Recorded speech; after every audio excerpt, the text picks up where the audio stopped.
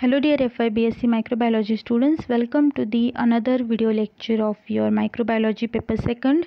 So here we will start the second type of the direct microscopic technique that is been used for the detection of the bacteria. Okay, for the enumeration of the bacteria, not detection, we directly enumerate the amount of the bacteria that are present in the given sample. Okay, so let's start. We have already seen what is enumeration. We have already studied the one type of the detection method, that was the Petrov-Hauser counting chamber. Okay, and now the second type of the chamber that is been employed for the detection here given in your syllabus is the Newberg chamber. Okay, this is also a chamber that is used for the detection or the enumeration of bacteria.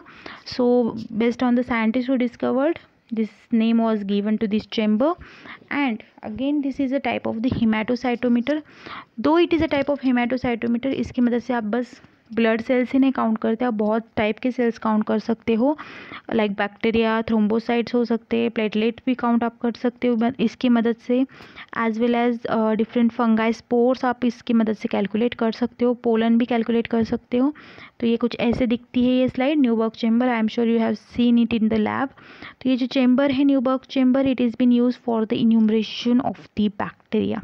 ठीक है, तो होता क्या इस Newberg chamber में, कुछ नहीं होती, जैसे यहाँ पे दिख रही सेम वैसे ही ग्लास स्लाइड होती है. ठीक है, थोड़ी सी थिक होती है, इसकी थिकनेस होती है 30/70 इंटू 4. ठीक है, 30/7 इंटू 4 कुछ थिकनेस होती है इसकी. देन मतलब ये 30/70 इसकी लेंथ होती है, 30/70. ठीक है, देन इसकी थिकनेस जो होती है वो होती है around 4 mm. Then the counting region जो होता है, जहाँ पे आप एक्चुअली काउंट करते हो सेल्स को, जब मैंने आपको लास्ट टाइम भी सिखाया था क्या किया जाता है, डाई ऐड की जाती है, और डाई ऐड करने के बाद आप क्या करते हो, इसको डालते हो स्लाइड पे और देन डिटेक्शन करते हो. तो इसमें क्या किया जाता है, इसमें दो, अभी स्लाइड में आप क्या करते हो, काउंटिंग रीजन जो होता है वो होता है 2 स्क्वायर शेप्ड रूल्ड एरियाज. ठीक है, देन द डिस्पर्शन जो आपको यहाँ पे दिख रही है, दिस टाइप ऑफ टेढ़ा मेढ़ा structure, it is called as dispersions. तो ये जो डिप्रेशंस, तो जो डिप्रेशंस होती है उसमें आप लोग काउंटिंग करते हो. ठीक है, उसमें आप लोग सैंपल को लोड करते हो. ठीक है, तो यहाँ पे जो आपको ये एच शेप दिख रहा है, इसमें आप अपना सैंपल जो है वो एक्चुअली स्प्रेड करते हो या मार्क करते हो. ठीक है, इस पे आप लोग जो है प्योरली डिटेक्शन करते हो. नाउ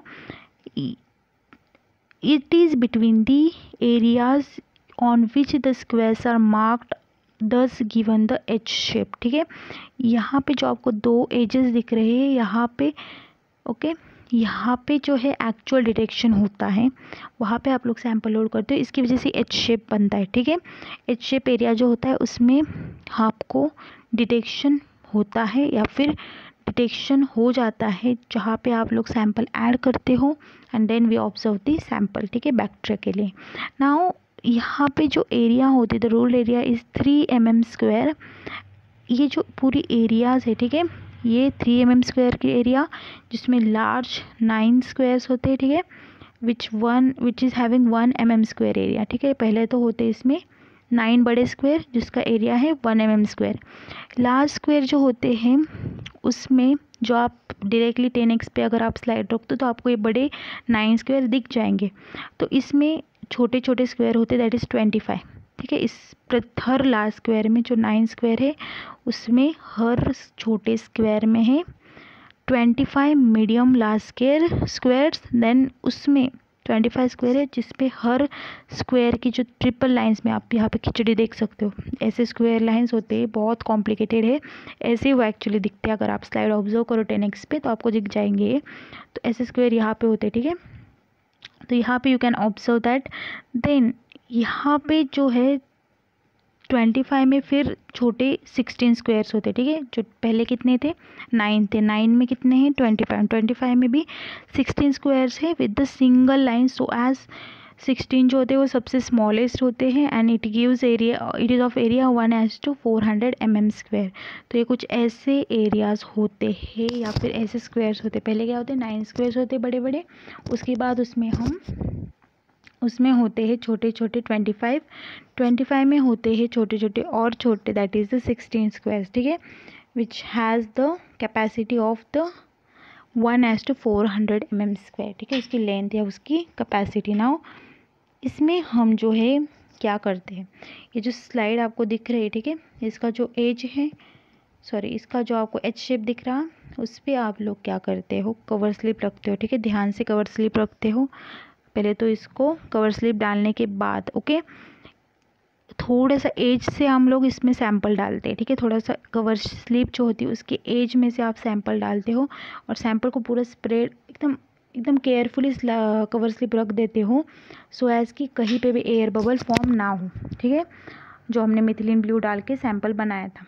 अब उसको अंडर माइक्रोस्कोप ऑब्जर्व करना है। और ऑब्जर्व कैसे करना है, हमें जो एजेस होती है ना वहाँ पे ऑब्जर्व करना है, वहाँ पे आपको देखना है कि कितने क्योंकि हम ऐसे सैंपल को स्प्रेड करते हैं तो यहाँ पे एजेस पे ज़्यादा बैक्टीरिया आ जाते हैं, तो हम लोग यहाँ से शुरू करते हैं ऑब्जर्वेशन, ठीक है, एजेस पे से and then we see the count the bacterial cells and then using the formula that is the particles per volume, okay, particles per volume is equal to counted particles upon counted surface into chamber depth जो about 3 या 4 mm होती है into dilution, ठीक है, जो हमने die का किया था, ठीक है, काउंटेड कितने हमें सेल मिले एंड देन कितना सरफेस हमने कैलकुलेट करने के लिए यूज़ किया एंड उस चेम्बर की थिकनेस क्या है एंड उसका डाइल्यूशन क्या है सैंपल का, ये हम काउंट कर, इसकी मदद से हम काउंट कर सकते हैं कि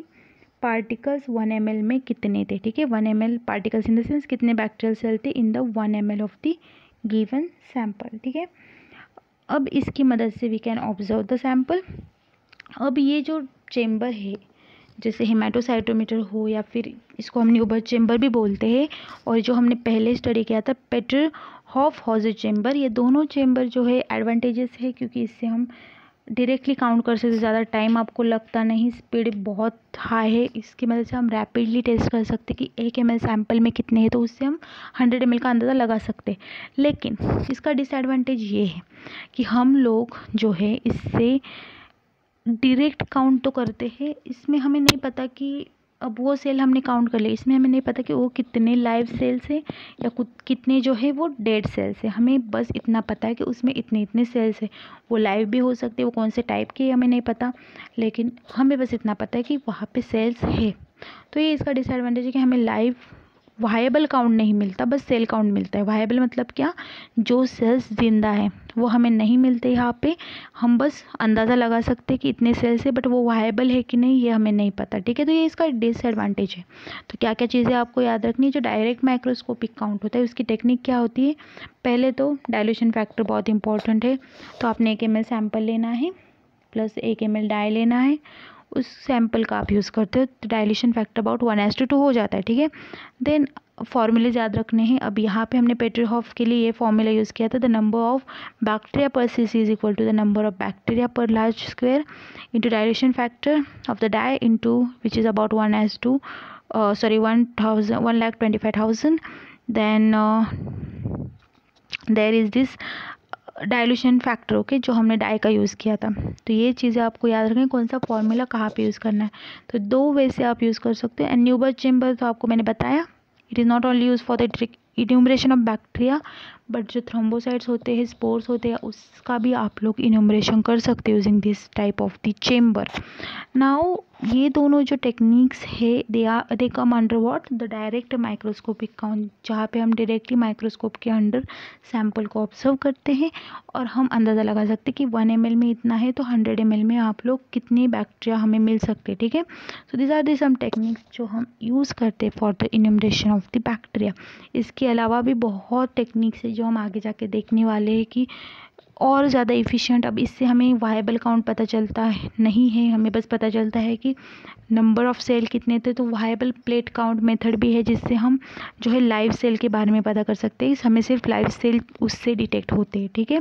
तो ऐसे भी अलग अलग टेक्निक्स है जिससे हम बैक्टीरिया को इन्यूमरेट कर सकते हैं, या फंगाई को इन्यूमरेट कर सकते हैं, या कोई माइक्रो ऑर्गेनिज्म को इन्यूमरेट कर सकते हैं। So this is the technique.